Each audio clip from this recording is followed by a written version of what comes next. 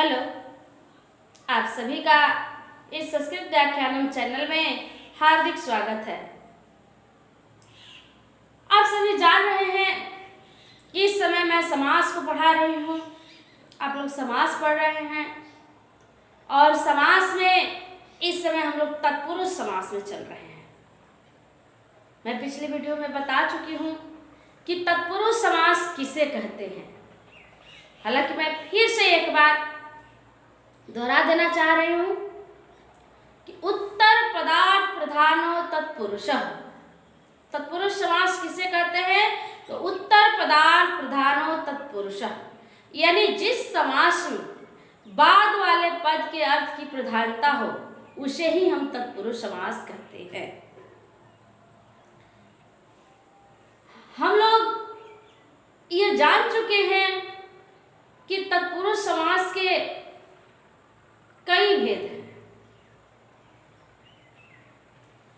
हमने आपको बताया है कि तत्पुरुष समास के पहले तो दो भेद को बताया, समानाधिकरण और दूसरा व्यधिकरण। समानाधिकरण को हम लोग समझ लिए हैं, यानी जिसमें समान विभक्तियां हो वो समानाधिकरण में आता है, और जिसमें समान विभक्ति न हो यानी दोनों पद में यदि समान विभक्ति न हो तो वह व्यधिकरण में आता है। अब व्यधिकरण के हिसाब से तत्पुरुष समास के 6 भेद हैं, ऐसा हमने पिछले वीडियो में बताया है।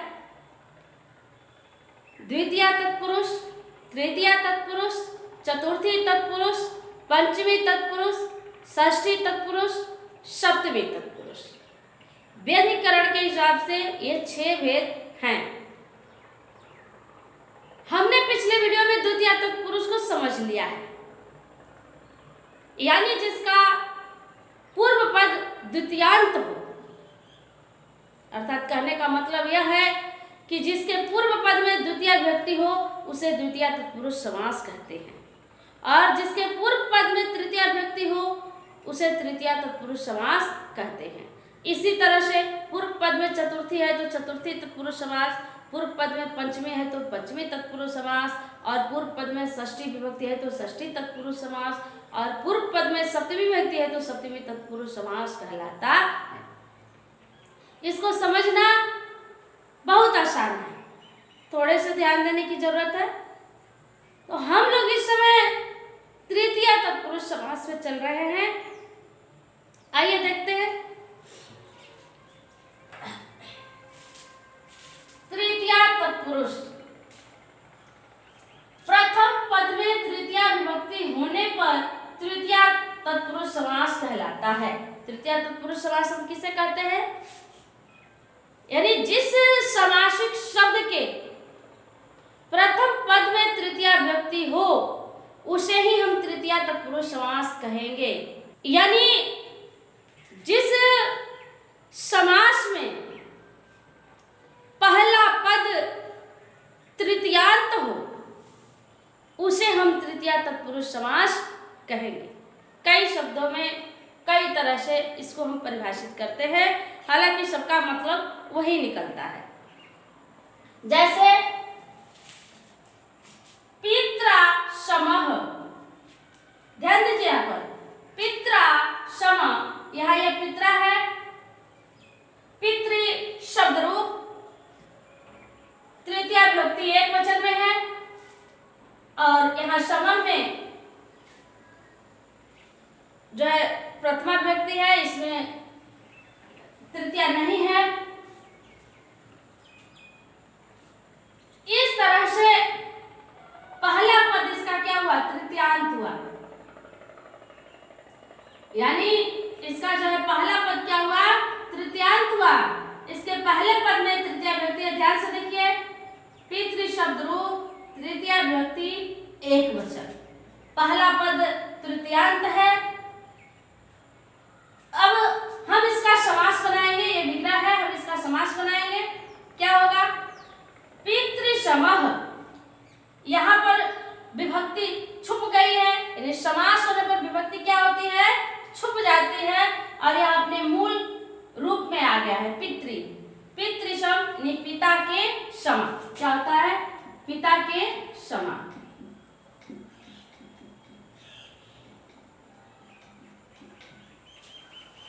अब ध्यान से देखिए, नियम के अनुसार तत्पुरुष समास को पहचानने का तरीका देखिए।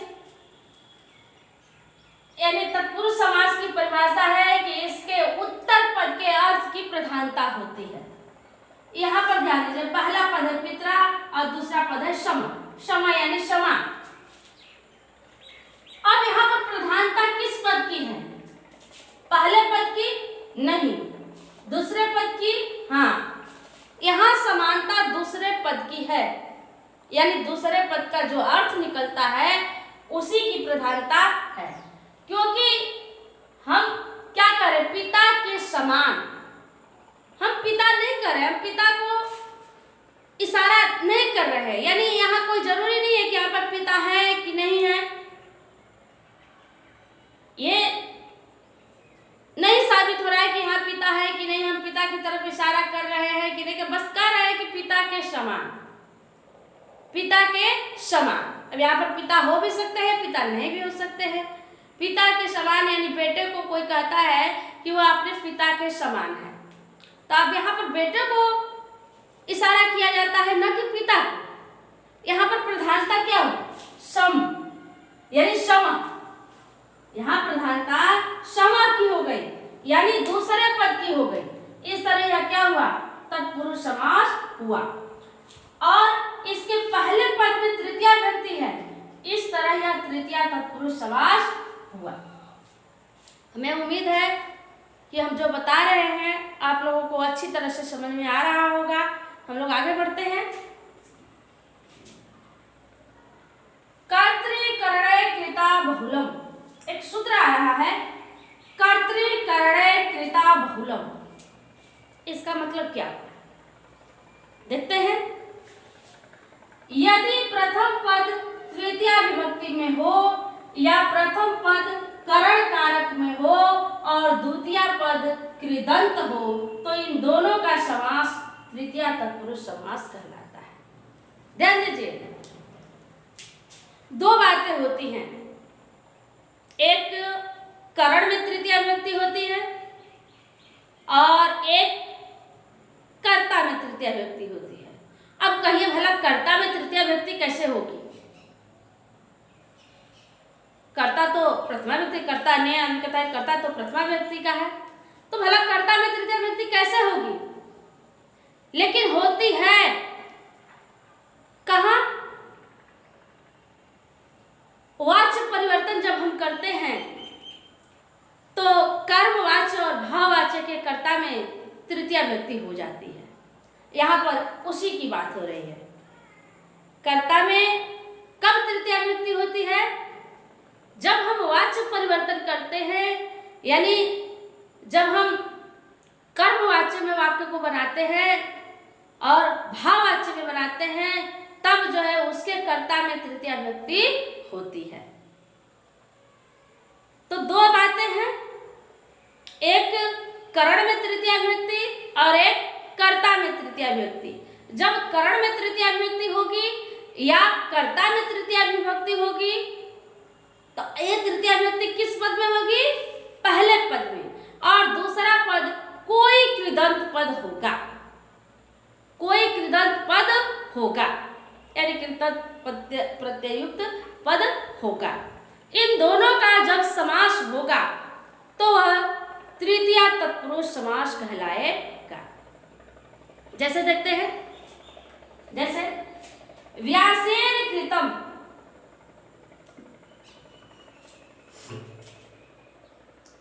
यहां पर देखिए व्यासेन कृतम, व्यास के द्वारा किया गया, व्यास के द्वारा किया गया।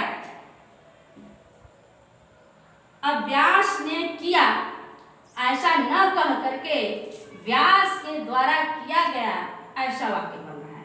हालांकि व्यास किया या व्यास रचा ऐसा भी अर्थ निकल रहा है, लेकिन यहाँ पर तृतीया विभक्ति है इसलिए व्यास द्वारा किया गया ऐसा अर्थ निकलेगा। तो ये व्यास क्या है? कर्ता है। ये यहाँ पर व्यास क्या है? कर्ता। लेकिन तृतीया विभक्ति में है। इस तरह यहाँ क्या हो गया, व्यास्ये, यानी कर्ता होते हुए भी यहाँ पर व्यास तृतीया विभक्ति में है, यानी व्यासेन लिखा गया है। और दूसरा पद कृदंत पद है, कृतम। इन दोनों का जब समास हुआ, व्यास कृतम बना, तो ये क्या कहलाया, तृतीया तत्पुरुष समास कहलाया। अब आप लोगों को कहीं भी लिखा रहेगा कि व्यास कृतम, ये कौन सा समास है, आप झट से कहिए तृतीया तत्पुरुष समास है, क्योंकि व्यास कृतम यानी व्यास के द्वारा किया गया ऐसा अर्थ निकल रहा है। तो हम जब समास बनाएंगे तो तृतीया विभक्ति आ ही जाएगी यहाँ पर, चाहे हिंदी में बनाते हैं या संस्कृत में बनाते हैं। हिंदी में भी बनाते हैं तो व्यास के द्वारा किया गया ऐसा लिखते हैं, व्यास ने किया ऐसा नहीं लिखते हैं। तो वहां भी व्यास के द्वारा किया गया, जब व्यास के द्वारा लिख रहे हैं तो वहां भी तृतीया विभक्ति आ ही गई, यानी करण कारक आ ही गया। तो इस तरह से यह क्या है कि तृतीया तत्पुरुष समास है। अब देखिए, अब ये तो हम लोग जान लिए कि ये तृतीया तत्पुरुष समास है, लेकिन हम ये कैसे जानेंगे कि यह तत्पुरुष समास है। तृतीया विभक्ति दिखाई दे रहा है तो ये तो हम समझ गए कि तृतीया है, लगी हुई है तो तृतीया तत्पुरुष है, लेकिन यहाँ पर दिखाई दे रहा है तो यहाँ तो हम समझ लेंगे।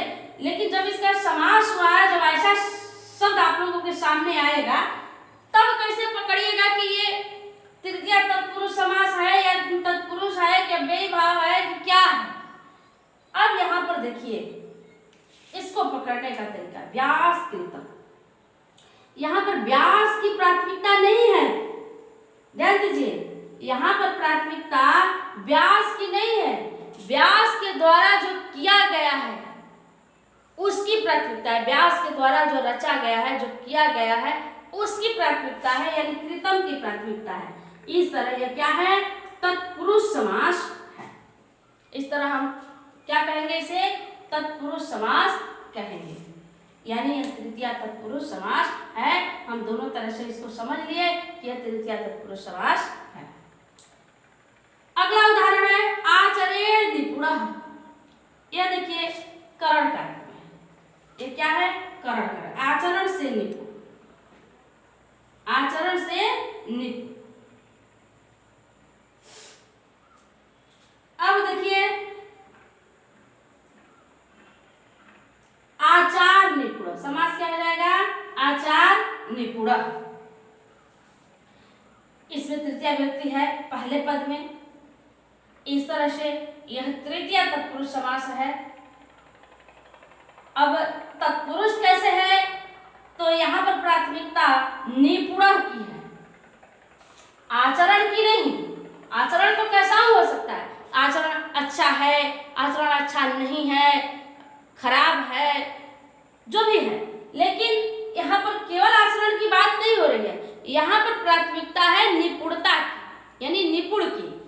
तो यानी दूसरे पद की प्रधानता है, किसकी प्रधानता है, दूसरे पद, उत्तर पद यानी बाद वाला पद, दूसरा पद यानी बाद वाले पद की प्राथमिकता है। इस तरह यह तत्पुरुष समास है। हमें उम्मीद है कि आप लोग इसको अच्छी तरह से समझ गए होंगे। इसके आगे और भी है, अभी इसके आगे तत्पुरुष समास में और भी है, और यहाँ तक कि तृतीया तत्पुरुष समास में भी और है, जिसको हम आगे बताएंगे। धन्यवाद।